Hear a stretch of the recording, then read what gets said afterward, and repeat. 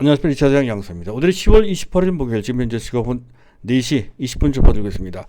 자, 오늘도 시장이 좀 약했죠. 장중에 플러스가 나오긴 했었습니다만은 수급이 좀 불리했고 전반적으로 약한 분위기여서 결국에는 다시 약세로 전환되는 그런 모습이 나왔습니다. 자, 외형상으로 봤을 때는 뭐 장중 그런 내림세를 보였다 하더라도 큰 변화가 있었다 이렇게 보기는 좀 어렵죠. 그만한 상황이 오늘도 역시 펼쳐졌다라고 할 수가 있겠습니다.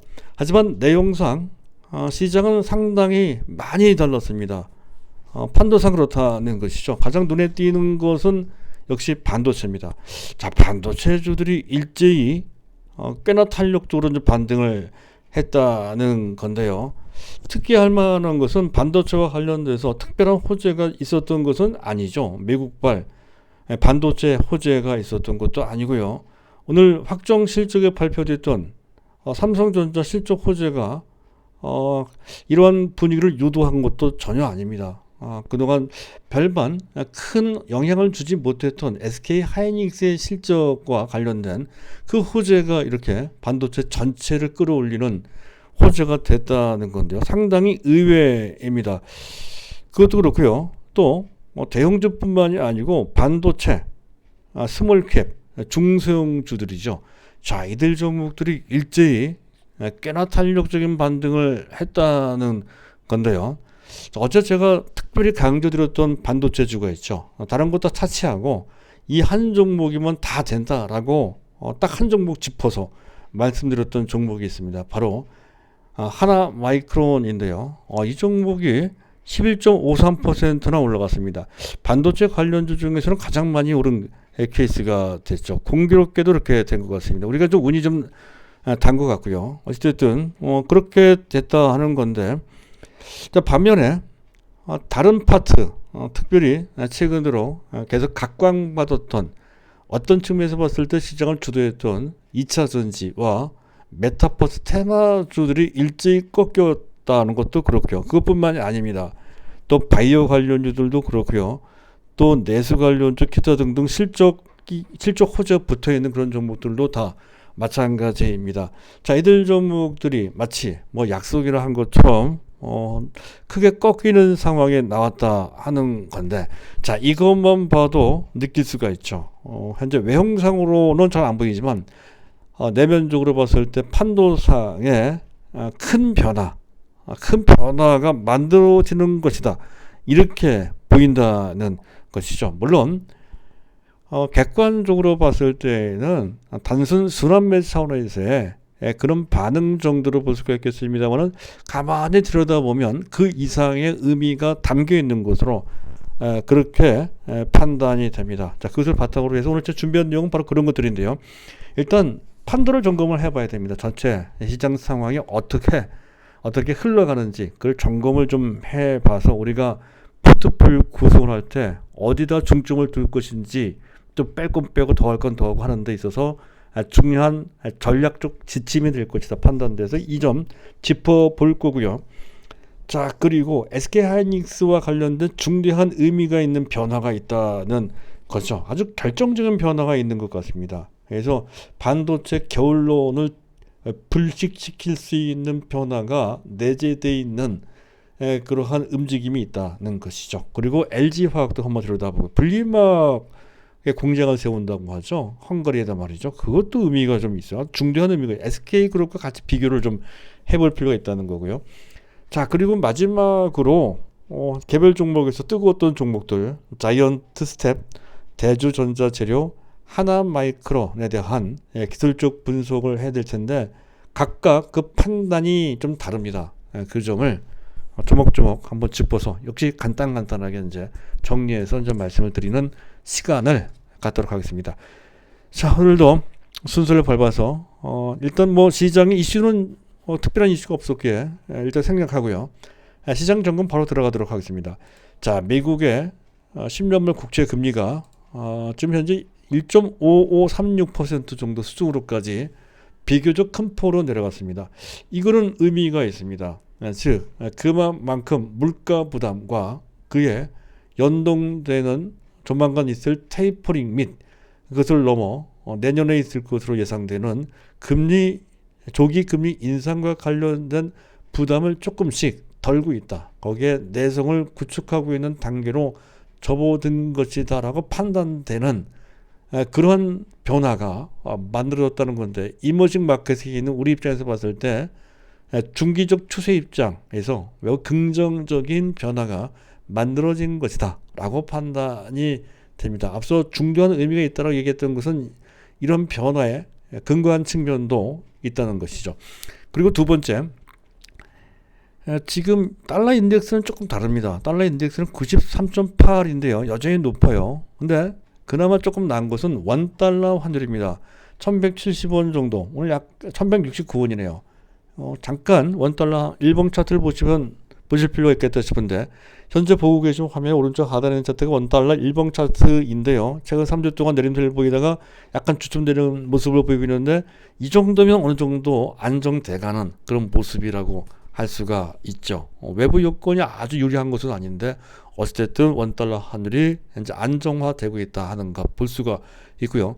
자, WTI 가격 2.35% 그동안 많이 올라가기 때문에 또 기술적으로 단기적 급락을 했다고 볼 수가 있겠습니다. 해서 82.66달러 WTI 배럴당 그 가격이 됐다는 건데, 추세적으로는 역시 상승 추세 선상에 있다는 것이고요. 자, 주변 증시를 잠깐 보도록 하겠습니다. 주변 증시를 보게 되면 나스닥 선물은 그렇게 나쁘지 않았는데 일본 증시가 거의 1% 가깝게 비교적 큰 폭으로 내려간 것이 장 후반 지수가 내려온 배경이 된 것으로, 외국인과 기관들이 집중적으로 매도를 강화시키는 시점 오후 2시 이후거든요. 그런 배경으로 작용된 것으로 그렇게 판단이 됩니다. 그 점 수급을 잠깐 보도록 하죠.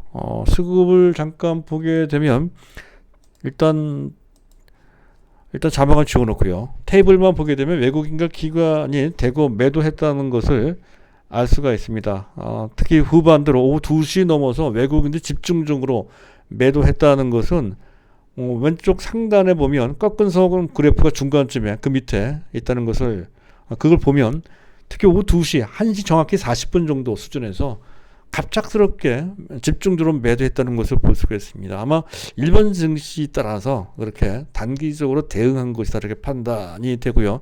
그런 점은 금융투자를 중심으로 한 기관들도 마찬가지 입장이었다라고 볼 수 있습니다. 코스닥도 또한 마찬가지죠. 따라서 추세적인 의미는 여기서 우리가 찾을 필요까지는 거의 없는 상태다.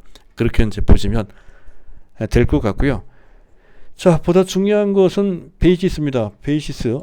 여기 현재 보고 계시는 화면에 오른쪽 상단에 있는 차트가 장중 종합지수의 흐름을 보여주는 선물지수의 틱 차트인데요. 오후 2시 넘어서 흘러내려간 모습을 볼 수가 있습니다. 외국인과 기관들이 집중적으로 매도함에 따라 나타난 현상이죠. 그리고 끝에 가서 동심 마감 단일가에 또 대규모의 선물 매물이 나오는 바람에 거기 또 내려갔거든요. 자, 그럼에도 불구하고 베이시스가 플러스 0.46이라고 하는 특기할 만한 좋은 베이시스가 나왔습니다. 이런 정도면 거기 마이너스가 나올 만도 할 텐데 그러지 않았습니다.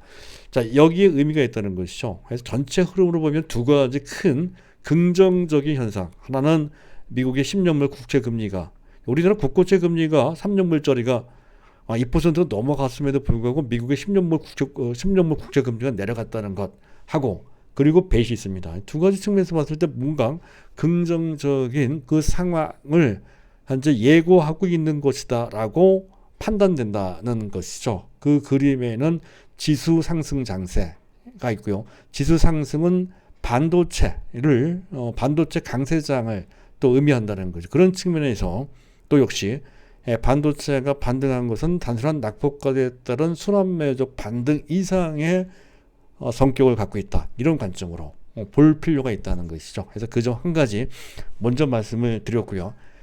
자, 일단 거기까지 한 말씀드리고 종목 이슈로 넘어가도록 하겠습니다. 일단 SK 하이닉스인데요.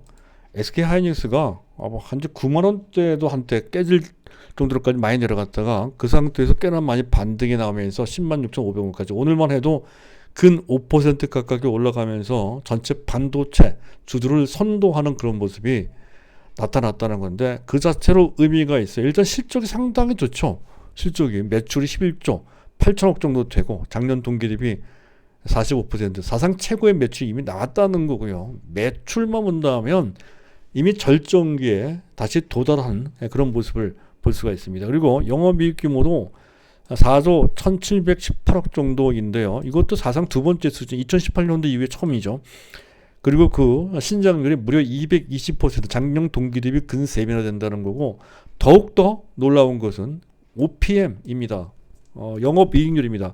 35.3% 정도입니다. 삼성전자가 20% 내외거든요. 그보다 훨씬 좋다는 거고요. 이런 정도 수준이면 웬만한 바이오주, 웬만한 소프트웨어주, 웬만한 솔루션 업체들보다 제조 원가가 없는 그들 업체만큼이나 또 그 이상 좋다는 것이고, 더 나아가서 TSMC 거의 40%에 달하는 TSMC 거의 근접한 정도의 수준의 놀라운 영업이익이라는 것이죠. 어떻게 이게 가능한지 한번 우리가 이 점에 대해 짚어볼 필요도 좀 있습니다. 오늘은 이제 그 내용은 생략하겠습니다. 어쨌든 상당히 의미가 있습니다. 그 배경을 보면 서버 모바일용 메모리가 좋았다는 거고요. 또 낸드 부분이 지난 11분기 연속 적자, 상당히 경쟁력 있는 파트였거든요. 근데 그 낸드 부분이 그럼에도 불구하고 계속 적자를 면치 못해 사실상 애물단지 역할을 했던 파트가 바로 낸드 파트인데 12분기 만에 흑자 전환이 됐다는 것, 좀 상당히 의미가 있죠. 그리고 환차익도 약 4천억 정도 좀 있었고요.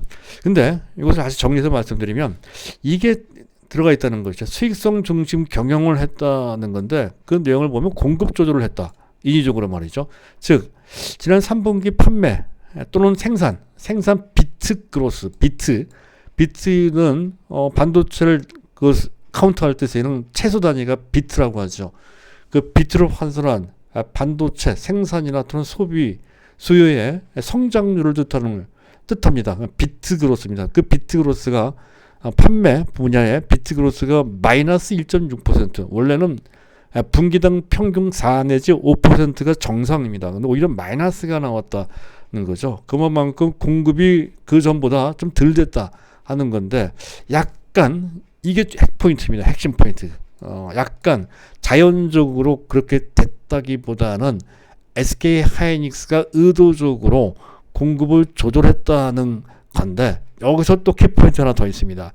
SK 하이닉스 단독으로 했겠느냐 하는 거죠. 지금 현재 반도체 DRAM 시장은 3사, 삼성전자, 미국의 마이크론 테크놀로지와 SK 하이닉스가 과점하고 있는 시장입니다. 그런 상태에서 치열하게 경쟁하고 있는 상태에서 SK 하이닉스만 생산 조절을 하면 자칫 잘못하면 독박을 씌울 수가 있거든요. 해서 나름대로 추정을 해보면 그 3자간 나름대로 일종의 카르텔, 생산량을 조절하고자 하는 보이지 않는 카르텔이 형성된 것, 담합이죠. 담합. 생산량을 조절하자 하는 담합을 보이지 않게 한 곳으로 추정이 된다는 것이죠. 하이닉스만 그렇게 할 일은 없습니다. 그 점은 삼성전자도 그리고 마이크론 테크놀로지도 어느 정도 가담을 한 것으로, 합의를 한 것으로, 암묵적으로 말이죠. 그렇게 판단이 된다는 거죠. 그렇다면 시장 전체 공급 수위가 조절되고 함에 따라서 이제 반도체 겨울론이 여전히 우세한 상태이긴 하지만 지금부터 내년까지 계속해서 공급 조절이 적절히 이루어지면서 반도체 가격이 안정화되고 내년 하반기에 또 수요가 주어지니까 다시 반도체 가격이 올라갈 수 있는 흐름을 만들 수 있는 기초적인 상황이 조성된 것으로 판단이 됩니다. 즉 이것만 봐도 반도체 바닥을 완전히 찍은 것으로 판단이 돼요.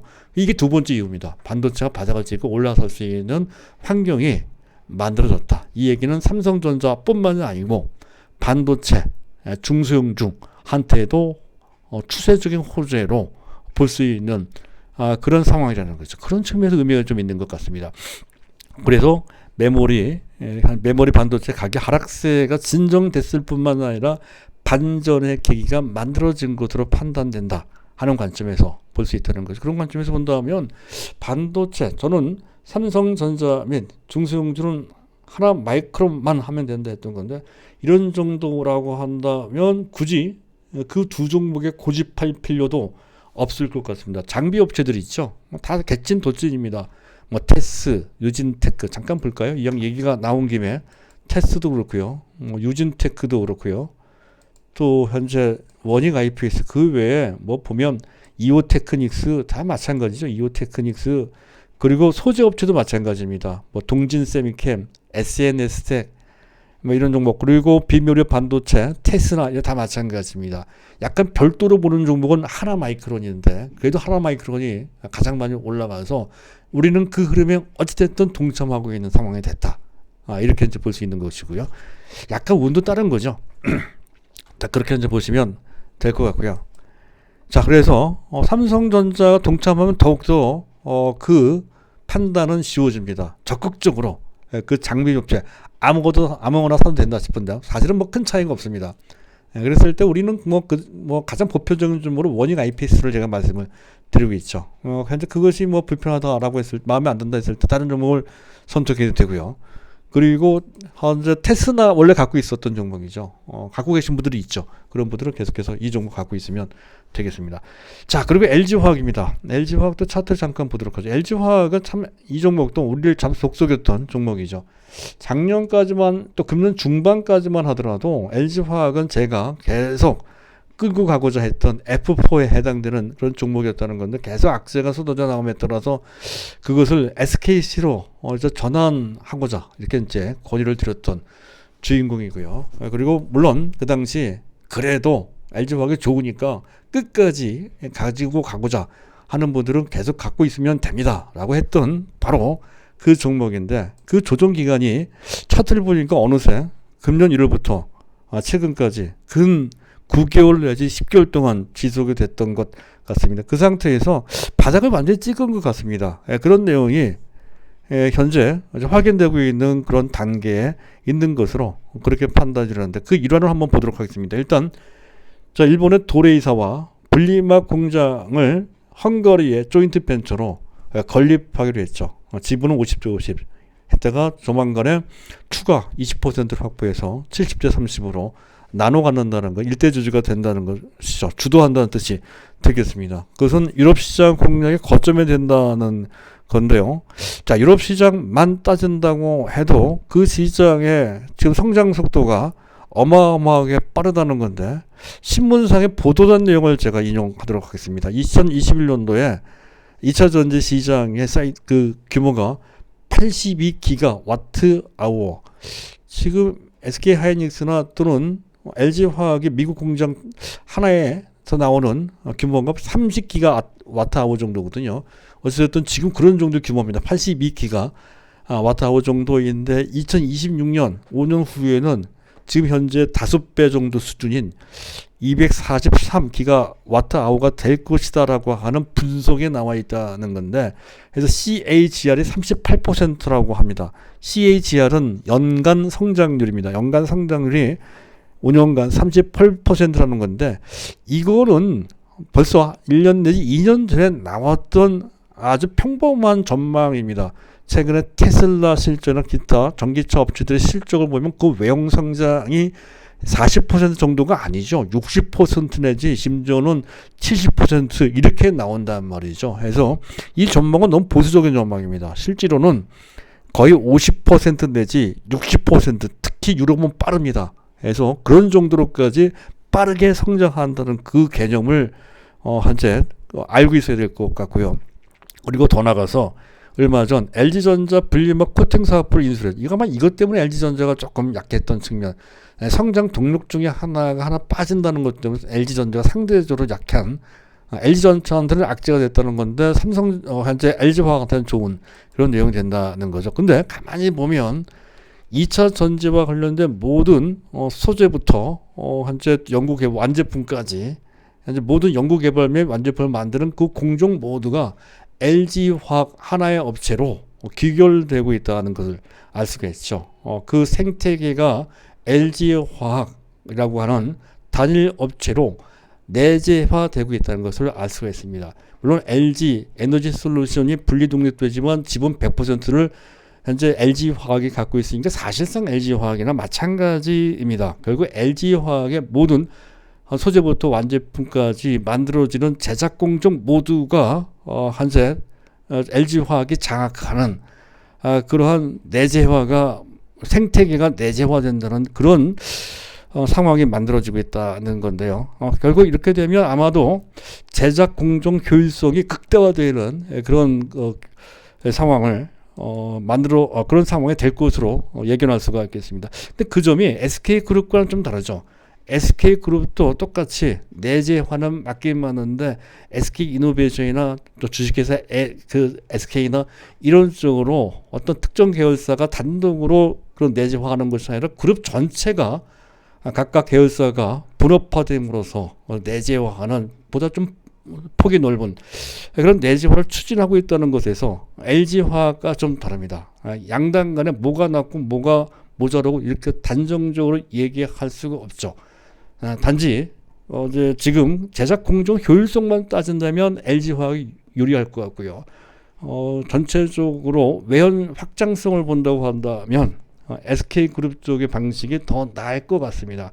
어쨌든 우리는 LG화학도 SKC도 둘 다 유망하다는 건데 어쨌든 SKC도 탄탄해요. 그 점과 관련돼서는 의심의 여지가 없습니다. 그런 관점으로 계속 LG화학과 같이 SKC도 보시고 LG화학 갖고 계신 분들은 계속 LG화학에 정진하시면 된다. 그렇게 이제 보시면 되겠습니다. 어쨌든 그것도 그건데 한 가지 더 말씀드리고자 한다면 자 우리나라가 2차 전지 완제품 3사가 있죠. LG화학 또 몸에 삼성 SDI 그리고 뒤늦게 합류하기 시작했던 SK이노베이션 이렇게 있습니다. 그런데 이들 3사업체는 얼마 전, 한 5년 전까지만 하더라도 우리나라는 2차 전지 완제품을 생산하는 데 있어서 부품이나 소재는 국내에서 조달하기보다는 외부에 의존하는 정도가 상당히 컸습니다. 근데 그 5년 사이에 우리나라가 그런 소재나 부품에 대해 상당 부분 많이 내재화시켰다는 것이죠. 그래서 우리나라가 단순히 그 완제품을 조립 제작하는 그 수준을 넘어서 우리나라에서 자체 토탈 제조할 수 있는 솔루션 종합 솔루션 업체로 진화하고 있다는 것은 어마어마한 변화입니다. 전 세계 2차 전지를 현재 지금 선도할 수 있는 그런 파워가 현재 구체적으로 또 현실적으로 만들어지고 있다는 뜻을 내포하고 있다는 것이 이 어마어마한 변화를 우리가 느껴야 됩니다. 자 그런 관점에서 설명을 드리는 거고요. 그래서 LG화학이든 SKC든 그와 관련된 소재업체들은 다 좋습니다. 특히 대주전자 괜찮아요. 자 주요 종목 기술적 분 간단히 하고 마감을 할까 합니다. 일단 자이언트 스텝은 구체적으로 보면 이런 거죠. 현재 기술적으로 봤을 때 매도 신호입니다. 이 종목은 펀더멘털로 뜨는 것이 아니죠. 분위기나 전반적인 어떤 순환매나 흐름 이런 것에 의해서 현재 사실상 투자가 아닌 트레이딩 관점을 했던 종목입니다. 따라서 이렇게 구체적인 매도 신호가 나왔을 때는 현재 매도가 맞다는 건데요. 상황에 따라 조금 더 그런 관점을 유지할 필요가 있다 싶습니다. 현재 보고 계신 차트에 오른쪽 상단으로 그어진 사선이 하나 있죠. 그것이 현재 21평균선과의 중간 지점인데요. 만약에 재매수를 한다면 그런 정도, 주가를 본다면 95,000원 정도가 됩니다. 그런 정도까지 떨어지면 자동으로 좀 매수가 필요하다. 그런 관점으로 봐야 된다는 것이고, 그때 이전이라고 한다면 현재 지금은 약간 보수적 관점으로 봐야 된다 하는 것인데 그 자체 매매하기가 좀 어려우신 분들은 그냥 물량이 많지 않은 범위 내에서는 그냥 가져가도 무방하긴 합니다. 하지만 어차피 트레이딩 할 목적이었다고 한다면 그런 정도 감안해서 약간 수비적으로 볼 필요가 있다 하는 관점. 매도 신호와 관련돼서 그전에 말씀드렸듯이 주가가 많이 올라간 상태에서 장대 양봉이 나온 그 이후에 주가가 크게 위로 아래로 흔들리면서 거래가 수반되는 경우, 그런 경우에는 매도다 했던 거고요. 그런데 그런 신호가 보다 뚜렷하게 나온 종목이 하나가 있죠. 오늘 자이언트 스텝은 그러면 약간 그 신호가 좀 애매한 측면도 좀 있었긴 했는데 바이오주 중에서 NK맥스라는 종목이 있습니다. 이 종목 보면 확실한 매도 신호가 나왔죠. 위아래로 많이 흔들리고 거래 터지고 하는 그런 모습이 나와서 이런 모습이 나오면 기술적으로 거의 매도입니다. 그 전에 장대 양봉이 한 몇 번 나오고요. 이런 것을 항상 감안을 해야 된다는 거죠. 그래서 트레이드가 신경 써서 봐야 된다는 것입니다. 어쨌든 일단 단기 보수로 볼표가 있는 것이고 재매수를 하거나 신규 매수하시는 분은 조금 기다렸다가 매수한다는 그런 관점. 그리고 대주전자 자리는 조금 다르죠. 기술적으로 봤을 때는 역시 매도 타이밍, 매도 신호가 나왔습니다. 많이 올라가고요. 추세적으로 봤을 때 현재 완만하게 올라가다가 9월 초부터 가파르게 올라가면서 기울기가 변했습니다. 이런 흐름을 보일 때 제 3단 흐름은 기울기가 좀 완만하게 조금 더 올라가거나 아니면 오히려 내려가는 그런 모습이 나온다는 건데 일례로 왼쪽 하단에 보면 동그라미 부분이 있습니다. 그 전에 가파르게 올라갔다가 동그라미 부분처럼 이런 식으로 옆으로 횡보하거나 약간 내려가는 그런 모습이 나오는 것이 일반적인 기술적 판단입니다. 그렇다고 한다면 지금은 매도 타임이다 이렇게 볼 수 있다는 것인데 하지만 내용이 너무 훌륭합니다. 그 대주전자재는 그래서 이 종목은 어차피 트레이딩 종목이 아니고 차세대 전지까지 그 시장까지 노려보는 음극재 실리콘 외에 차세대 고체 전해질까지 영위하고 있는 차세대 최상의 소재주입니다. 그런 배경 갖고 있는 종목이라면 단기적으로 흔들리는 것에 연연해 할 필요가 있을까요? 조금 더 떨어지는 한이 있다 하더라도 무조건 갖고 있어야 될 것으로 그렇게 판단이 됩니다.